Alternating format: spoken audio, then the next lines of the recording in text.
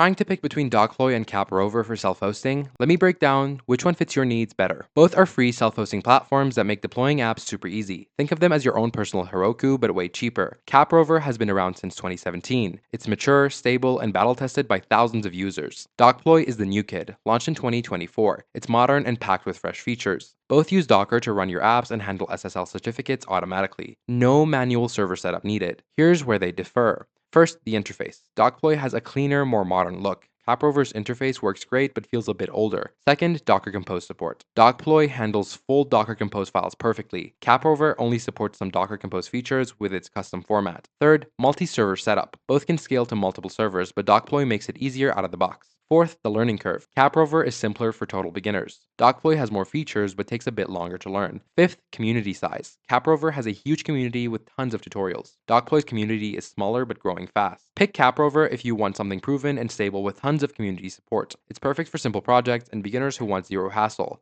Pick Dokploy if you need modern features like better Docker Compose support and multi-server management. It's great for developers who want more control and flexibility. Both are excellently free tools that save you money compared to cloud platforms. CapRover wins for simplicity and stability, and Dokploy wins for modern features and flexibility. You honestly can't go wrong with either one. The best part? They're completely free and open source. Try the one that sounds better for your projects. You can always switch later.